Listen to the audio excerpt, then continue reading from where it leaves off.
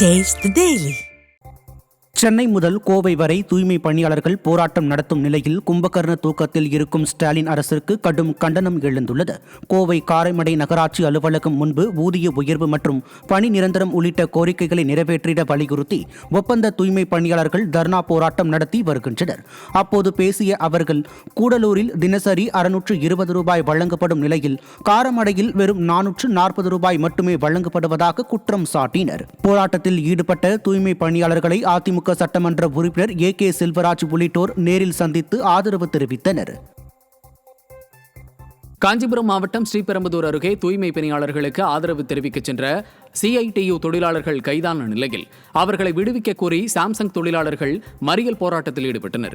சென்னையில் கைதான தூய்மை பணியாளர்களுக்கு ஆதரவு தெரிவிக்க சென்னை நோக்கி சென்ற CITU நிர்வாகிகள், சாம்சங் தொழிலாளர்கள் உள்ளிட்டோர் கைது செய்யப்பட்டனர்.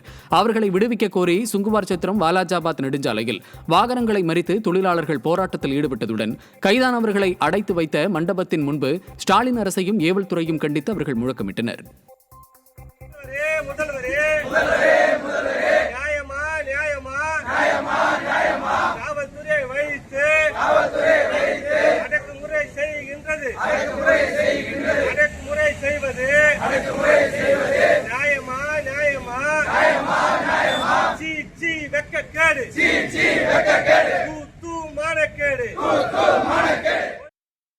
திருப்பூரில் குப்பை பிரச்சினைக்கு தீர்வு காண கோரி மாநகர மாவட்ட செயலாளரும் முன்னாள் துணை சபாநாயகருமான பொள்ளாச்சி ஜெயராமன் மாநகராட்சி ஆணையர் மற்றும் மாவட்ட ஆட்சியரிடம் மனு அளித்தார்.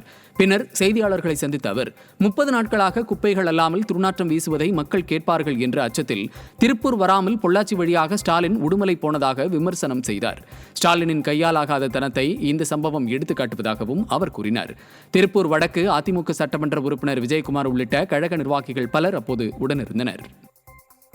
கடந்த 30 நாட்களுக்கு மேலாக குப்பை இல்லாமல் ஆங்காங்கு மலை போல் குப்பைகள் குவிந்து துர்நாற்றம் அடித்து நகரமே வாழ முடியாத ஒரு சூழ்நிலைக்கு ஆளாயிருக்கிறது. திருப்பூருக்கு வந்து உடுமலைப்பேட்டை போக வேண்டிய முதலமைச்சர் இங்கே வந்தால் மக்கள் கேள்வி கேட்பார்கள் என்பதற்காக அச்சப்பட்டு நேராக பொள்ளாச்சி வழியாக உடுமலைப்பேட்டை போயிருக்கிறார். இது இந்த அரசினுடைய கையாலாகத்தனத்துக்கு ஒரு எடுத்துக்காட்டு. 100 நாள் வேலையை முறையாக வழங்கப்படாததை கண்டித்து செங்கல்பட்டு மாவட்டம் அச்சிறுபாக்கத்தில் திமுக ஊராட்சி ஒன்றிய குழு தலைவரிடம் தொழிலாளர்கள் சரமாரியாக கேள்விகளை எழுப்பினர். கூனங்கரணை கிராம மக்களுக்கு முறையாக 100 நாள் வேலை வழங்கப்படவில்லை என்ற குற்றச்சாட்டு எழுந்துள்ள நிலையில் விடியா திமுக அரசு நிர்வாகத்தை கண்டித்து அச்சிறுபாக்கம் ஊராட்சி ஒன்றிய அலுவலகத்தை மக்கள் முற்றுகையிட்டனர். திமுக ஊராட்சி ஒன்றிய குழு தலைவரிடம் அவர்கள் ஆவேசமாக கேள்விகளை எழுப்பினர்.